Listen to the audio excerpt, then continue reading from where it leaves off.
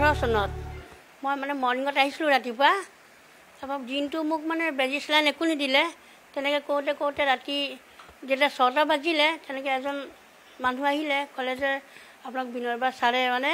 operation কৰিব তাৰপৰা বিনয়বা ছাৰে আহিলে মোৰ ওচৰলৈ তাৰপিছত মোক ক'লে কি আপোনাৰ 4টা বাচ্চা আছে কি কৰিব বাচ্চা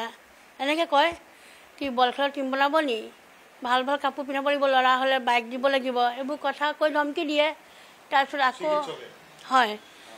আকৌ মোক লেবাৰ ৰুমলৈ 8টা বজাত লৈ গ'ল তাতো মানে তেনেকৈ মোক ধমকি দিয়ে ৰাতি 8টা বজাত মানে লেবাৰ ৰুমলৈ যেতিয়া লৈ গ'ল অপাৰেশ্যন থিয়েটাৰ তাৰপৰা আকৌ মোক কৈছে ধমকি দিছে যে তোমাৰ 4টা ছোৱালী আছে বাইক দিব লাগিব ভাল ভাল কাপোৰ পিন্ধাব লাগিব ক'ৰ পৰা আনিবা তুমি সেনেকৈ মোক ধমকি দিয়ে মোক ছাৰ এইটো নাজানি হৈ গ'ল কাৰণে মই নামাৰি যেনিবা জন্ম দিছোঁ এই কথাষাৰে ক'লোঁ তাৰপিছত মোক মানে কঁকালত বেজি এটা দিলে আৰু মুখত কিবা লগালে মই মানে বেহুচ হৈ গ'লোঁ মানে মোক মানে কঁকালত মানে বেজি এটা দিলে অঁ মোক এটা শুৱাই দিলে হোৱাৰ পিছত আৰু মানে অপাৰেশ্যন কৰিলে তাৰপৰা এজনে কৈছে কি হে ভগৱান ল'ৰা হ'লে ভাল হ'ব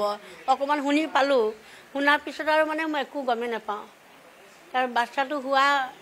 ৰাতি মানে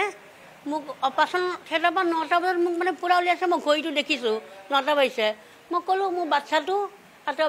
বেবী ৱাৰ্ডলৈ লৈ গৈছে এনেকৈ কৈছে মই তাৰপিছত আৰু আহি পেলাই মোক একদম বাৰাণ্ডাখনত আন্ধাৰে মুন্ধাৰে থৈ দিছে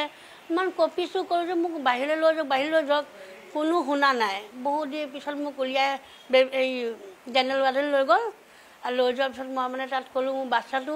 তাৰপিছত মোৰ এটেণ্ডেণ্টে ক'লে যে তোমাৰ বাচ্চাটো হেৰি হৈ গ'ল ICUলৈ লৈ গ'ল কি কপাল কাট খাইছে এডোখৰত আৰু নাভিও ঘাল খাই গৈছে এই পায়খানা ৰাস্তাত ব্লিডিং হৈছে পিঠি কাট খাইছে তাৰপিছত এনে কোৱাৰ পিছত মই ভাবিলোঁ কি চাগে কেঁচুৱাটো দুখ পাইছে তাৰপিছত পিছদিনাখনি ৰাতি মোক কৈছে এই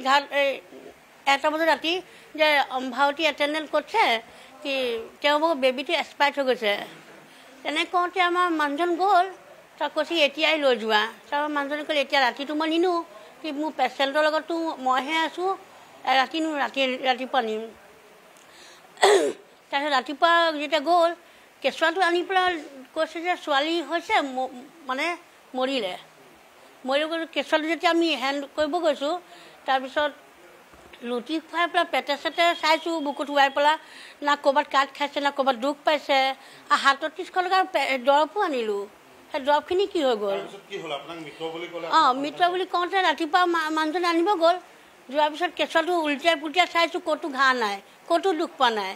মই ক'লোঁ মানুহজনক কি এইটো আমাৰ বাচ্চা নহয় এইটো মোৰ বাচ্চা হ'ব নোৱাৰে আমাৰতো সৰু হৈছিলে এইটো ইমান 5-6 কেজি ওজনৰ বাচ্চা দিছে এইটো মোৰ নহয় তেতিয়াই মই মানে 100 ফোন কৰিব ধৰিলোঁ গুৱাহাটীত ফোন লাগিলে তাৰপিছত ফোন লাগি তেতিয়া বাৰ কাটি দিয়ে মোক কয় কি মানুহজনী পাগল হৈ গৈছে বলিয়াই গৈছে এনেকৈ নাৰ্ছে আৰু ডাক্তৰে মোক ক'ব ধৰিলে এগৰাকী বুঢ়ী মানুহ এগৰাকী নাৰ্ছ আছিলে তেওঁ মোক আৰু কৈছিলে মোবাইল কাঢ়ি লয় বোলে হয় তাৰপিছত বাচ্চাটো আমাকতো জোৰজবৰদস্তি দিলেই আমি ৰিচিভ কৰিলোঁ আমি গৈ পেলাই মানে 16 তাৰিখে দফনাই দিলোঁ সন্ধিয়া গৈ পেলাই তাৰপিছত দফনীয়া দিয়াৰ পিছত আমি 18 তাৰিখে মই মানি নল'লোঁ যিটো বাচ্চা মোৰ হয় বুলি আকৌ মই 18 তাৰিখে এখন এজাহাৰ পেলাওঁতে এজাহাৰ আমি SP ছাৰৰ ওচৰত দিছিলোঁ আৰু তিতাবৰ থানাতো দিছিলোঁ যোৰহাটতো দিছিলোঁ মানে সদৰ থানাত তাৰপিছত আৰু আহিলে তেওঁলোকে বাচ্চাটো খানি পেলাই আনিলে এনেকুৱা যি লাগিছে যে ধুই দিলে বাচ্চাটো মানে জিলিকি যাব অকণো বেয়া হোৱা নাই 8 দিনৰ মূৰত খানিছে বাচ্চাটো জিলিকি আছে মেজিষ্ট্ৰেট গৈছিলে তিতাবৰ থানাও গৈছিলে হয় হয় খানি আনি পেলাই মানে DNA কৰাবলৈ লৈ গ'ল তাৰপৰা DNA ৰিপৰ্টত আপোনাৰ হেৰি আহিলে নেগেটিভ আহিলে বায়'লজি মাদাৰ ফাদাৰ নহয় বুলি এইটো বাচ্চা মোৰ নহয় বুলি প্ৰমাণ হৈ গ'ল এইটো বাচ্চা মানে মোৰ নহয় 1.5 বছৰ পিছত আহিলে DNA ৰিপৰ্ট কলিকতা ফৰেঞ্চিক পৰা তাৰপিছত আমাক ক'লে কি কাগজখন চহী কৰি দিয়া আমাক যেনেকৈ ক'লে আমি তেনেকৈ চহী কৰিলোঁ তাৰপৰা কেছটো মই এতিয়া SP থানালৈ যাওঁ যোৰহাট সদৰ থানালৈ যাওঁ SP ছাৰৰ ওচৰলৈ গ'লে মোক কি কয় হেৰি 3 साल का काम हम 3 दिन में निकाल देगा এনেকৈ কৈ মোক মানে সেইজনে ক'লে जेंट्स आছিলে 3 साल के काम 3 दिन में हम निकाल देगा তাৰপিছত আমি তৃতীয় দিনা চতুৰ্থ দিনা লগ কৰিব যাওঁ নাই নাই লগ নকৰে মই তাতে 2015 চনৰ ঘটনা 2015 চনৰে কথা মোক ক'লে 3 বছৰ কামটো 3 দিনত উলিয়াই দিম তাৰ পাছৰ পৰা দেখিছোঁ মোক লগে নকৰে আপোনাৰ সন্তান নহয় বুলি প্ৰমাণ হ'ল DNA ৰিপৰ্ট আপোনালোকৰ ওচৰত আছে এতিয়া তাৰপিছত এতিয়া আপোনাৰ সন্তানটো কিবা সন্ধান পাইছেনে নাই মোৰ একো সন্ধান নাই পোৱা ইমান দিন মই 8-9 বছৰ গ'ল যোৰহাট সদৰ থানা SP থানা গৈ মানে দৌৰি গৈয়ে থাকোঁ এনেকুৱা এটা দিন নাই যে মই নোযোৱাকৈ নাই প্ৰত্যেক দিনে মই গৈছোঁ 2 টকা 4 টকা ধন ঘটোহে সেইকেইটকা পইচা লৈ ভাড়া লৈ আহি মই ছাৰসকলৰ ওচৰলৈ আহোঁ আৰক্ষী থানাৰ ওচৰলৈ আহোঁ এতিয়া মানে আপোনাৰ সন্তানটো লাগে যেনেকৈ নহয় মোৰ সন্তানটো মোক লাগে ল'ৰাই হওক বা ছোৱালী হওক মোৰ সন্তানটো মোক লাগে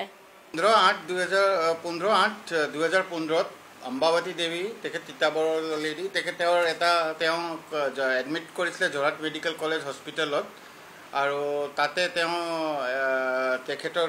চাইল্ড বাৰ্থৰ কাৰণে তেওঁক এডমিট কৰিছিলে আৰু ৰাতিয়ে বাচ্চা এটা জন্ম দিলে আৰু পিছদিনাই ৰাতিপুৱা তেওঁক জনোৱা হ'ল যে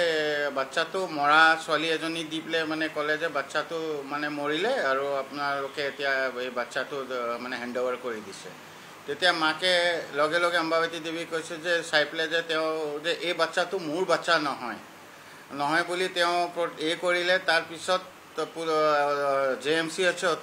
অথৰিটিয়ে জোৰ জবস্তি তেওঁক বাচ্চা হেণ্ড অভাৰ কৰি সিহঁতক ডিচাৰ্জ কৰি তাৰপৰা হস্পিটেলৰ পৰা ডিচাৰ্জ কৰি দিলে তাৰপৰা অম্বাৱতী দেৱীয়ে 18/8/2015 এটা FIR তিতাবৰ থানা আৰু SP যোৰহাট দুটা জেগাতে দিলে যে কৈ পেলাই যে মোৰ বাচ্চাটো সেইটো মোৰ বাচ্চা নাছিলে মোক বেলেগৰ বাচ্চা দি দিছে আৰু সেই বাচ্চাটো মানে মৰা বাচ্চা এটা বেলেগৰ দিছে তেখেতৰ যোনটো বাচ্চা কাৰোবাক কোনোবাই মানে চুৰ কৰিছে ক'ৰবাত হেণ্ড অভাৰ কৰি দিছে চাইল্ড ট্ৰেফিকিঙৰ কথা ক'লে তাৰপিছত এই গোটেই বস্তুটো লৈ এটা এনকুৱাৰী কৰিবলৈ দিলে সত্যজিৎ বৰা SI তেখেত এই সময়ত আমাৰ IC আছিলে Jorhat medical college outpost Jorhat থানাৰ আণ্ডাৰত আৰু তাৰপৰা তেওঁ এটা ডেড বডিটো 21 তাৰিখে ডেড বডিটো তাৰপৰা এক্সিউম কৰি কোৰ্টৰ অৰ্ডাৰ লৈ এক্সিউম কৰি সেই বস্তুটো FSL কৰিবলৈ কেলকাতালৈ পঠালে আৰু কেলকাতা পঠোৱাৰ পিছত 2 বছৰৰ পিছত প্ৰায় 2017ত তাৰমানে 4/11/2016 এটা ৰিপৰ্ট আহিলে যে অম্বাৱতী দেৱী সেই বাচ্চা যোনটো মানে মৰা বাচ্চা যোনটো হেণ্ড অভাৰ কৰিছিলে সেই বাচ্চাটোৰ বায়'লজিকেল মাদাৰ নহয় বুলি